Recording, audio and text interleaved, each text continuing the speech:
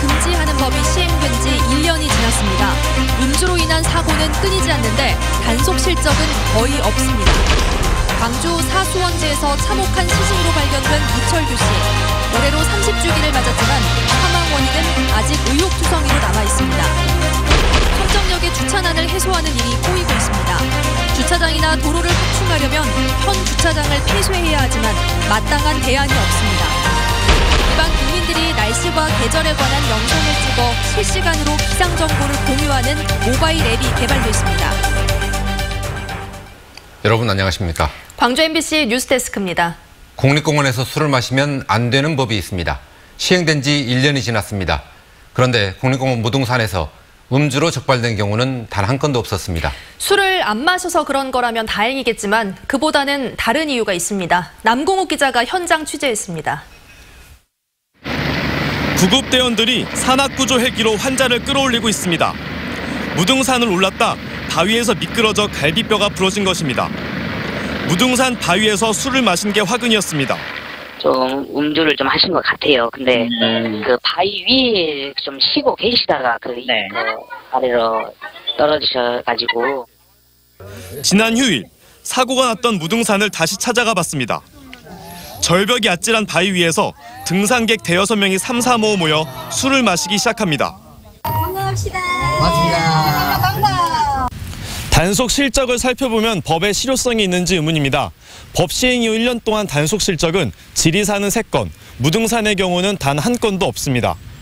국립공원 음주금지법 시행에도 등산객들이 지키지 않고 단속도 되지 않는 이유는 무엇일까? 구간을 이동하면서 단속을 하니까 상주하기가 좀 힘든 현실입니다. 왜냐하면 음주 산행뿐만 아니라 취사, 흡연, 산나물 채취. 법률 조항의 한계도 문제점으로 지적되고 있습니다.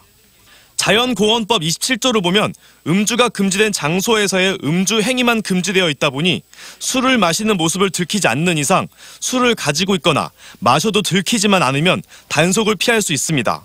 음주 금지에 대해서 어떻게 받아들이고 계시는지 또 앞으로 어떻게 발전시켜 나가길 원하시는지 혹시 개선하고 보완해야 될 점은 없는지. 2010년부터 지난해까지 국립공원에서 음주 때문에 발생한 사상자는 70여 명에 이릅니다. 본격적인 등산철을 맞아 음주 산행을 막기 위한 실질적 대책이 필요해 보입니다. MBC 뉴스 남궁욱입니다. 무등산 국립공원 탐방로에 멧돼지가 나타나서 119 구조대가 포획했습니다. 오늘 오전 10시쯤 광주시 동구 용현동 무등산 인근 탐방로에서 몸무게 50kg가량의 멧돼지를 등산객이 발견해서 119에 신고했습니다. 발견 당시 멧돼지는 뒷다리를 다친 상태였고 구조대는 멧돼지를 안전하게 포획해서 야생동물 보호소로 인계했습니다. 경찰의 수배 중에 광주 사수원지에서 참혹한 주검으로 발견된 당시 조선대학생 이철규 씨. 그를 기억하는 분들이 아직도 많으실 겁니다. 30년이 지났지만 여전히 사인을 둘러싼 의문이 해소되지 않은 가운데 전면적인 재조사 요구가 나오고 있습니다. 우종훈 기자가 취재했습니다. 6월 항쟁 이후 치러진 대선에서 또다시 군사정권이 들어선 지난 1989년 5월. 광주 제4수원지에서 떠오른 한 구의 시신은 광주 시민들을 분노하게 만들었습니다. 온몸에 구타 흔적이 역력했던 이 변사체는 조선대생 이철규 씨. 조선대교지 민주조선 편집장으로 활동하면서 국가보안법 위반 혐의로 경찰 수배를 받던 중 참혹한 주검으로 발견됐습니다. 경찰은 이 씨가 경찰의 추적을 피해 달아나다 저수지에 빠졌다며 사인을 익사라고 발표했지만 이를 믿는 시민들은 거의 없었습니다. 손목 발목의 띠도 이 띠 자국이 묶인 자국이 그대로 선명하게 드러나 있고, 그다음에 익사로 보기에는 외관을 혹시 보셨습니까 모르겠지만은 외관상으로 부어 있고. 의문사 진상규명 목소리가 커졌고 국회 차원의 국정조사를 비롯해 지금까지 모두 4차례에 걸쳐 이철규 씨 의문사 사건을 조사했지만 아직껏 사인을 밝히지 못했습니다. 군사정권이 물러가고 민주화가 됐음에도 이 씨의 사인을 밝혀내지 못한 유족들은 한을 품고 살아가고 있습니다. 진상 밝혀지면서 그게 제일 어려워. 난 한 것도 하나도 바랄 것도 없어요. 이곳 제4수원지에서 고 이철규 열사가 의문의 죽음을 당해 주검으로 발견된 지 올해로 30년이 됐습니다. 30주기를 맞아 이철규 씨의 지인들과 1989년 그의 죽음을 기억하는 시민들이 모여 행사위원회를 발족시켰습니다. 의문사를 규명할 자료가 분명 있을 것이라며 전면 재조사를 요구하고 있습니다. 단순히 자료를 요청하는 수준에서 그쳐서 뭐 거의 형식적인 조사로 진행되다 보니까 진실에 접근하지는 못했었던 것 같습니다. 광주 시민 이철규 씨의 죽음이 사후 30주기를 맞아 그 진상이 밝혀질 수 있을지 관심을 모으고 있습니다. MBC 뉴스 우종훈입니다.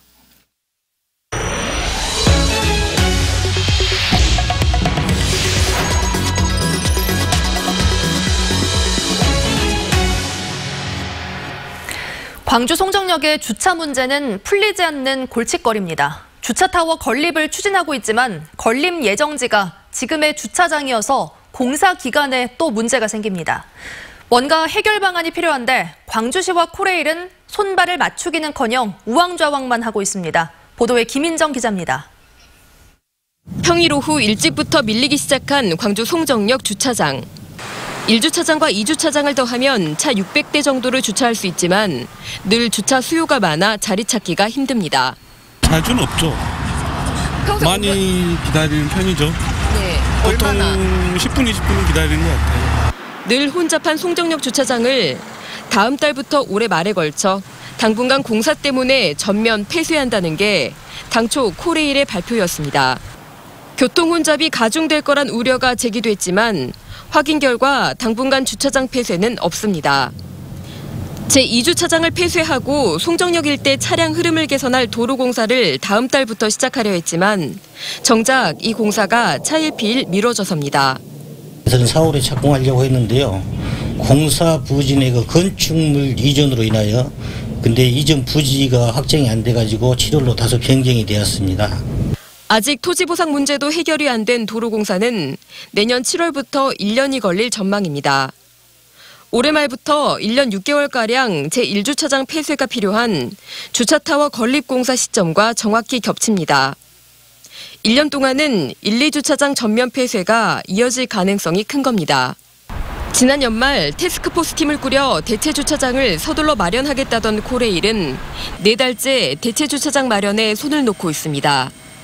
도로 공사가 연기됐다며 광주시와 협의하겠다는 말뿐 코레일과 광주시는 대책 회의도 거의 없는 실정입니다.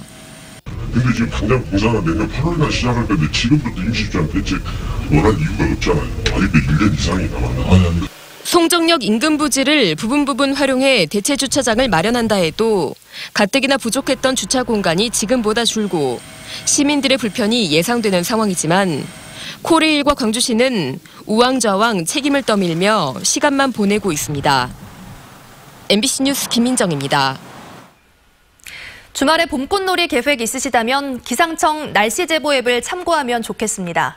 전국 각지의 계절 제보를 통해 꽃이 얼마나 폈는지 알아볼 수 있고요. 날씨 제보를 통해서는 기상청 예보의 정확도도 높일 수 있다고 합니다.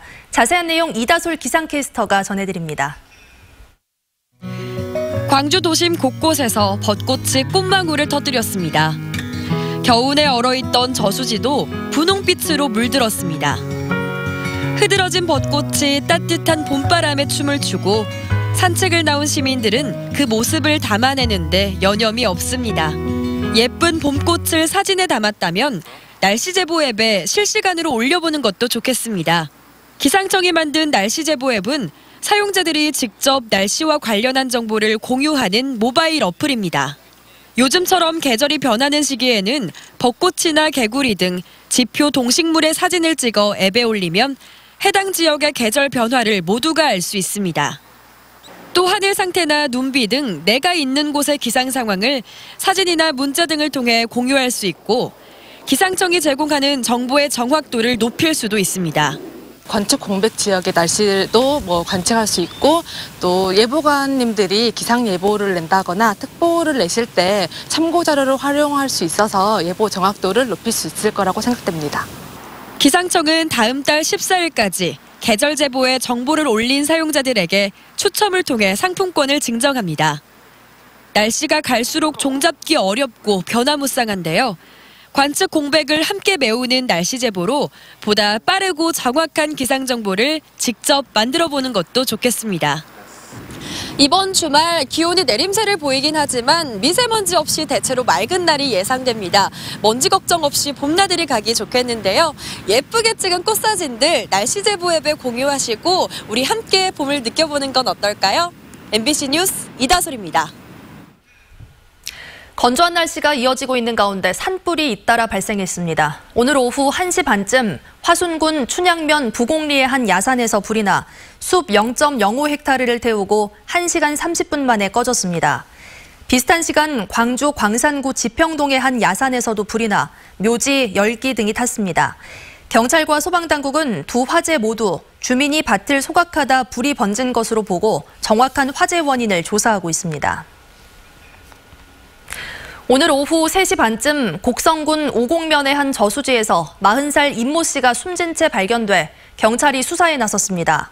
곡성경찰서는 어제 오후 6시 이후 임 씨와 연락이 안 된다는 신고를 받고 수색을 벌이던 중 저수지에 숨져 있는 임 씨를 발견했다고 밝혔습니다. 경찰은 임 씨가 술을 많이 마신 상태에서 저수지에 떨어진 낚싯대를 주우러 물에 들어갔다 발을 헛디뎌 숨진 것으로 보고 정확한 경위를 조사하고 있습니다. 함께 살던 직장 동료를 흉기로 찌르고 달아난 30대 남성이 경찰에 붙잡혔습니다. 광주 서부경찰서는 오늘 새벽 6시 30분쯤 광주시 서구 쌍촌동의 한 주택에서 35살 박모 씨를 흉기로 찌른 뒤 달아난 혐의로 38살 구모 씨를 긴급 체포해 조사하고 있습니다. 경찰 조사에서 구 씨는 술을 마시며 박 씨와 말다툼을 벌이다 홧김에 범행을 저질렀다고 진술했습니다.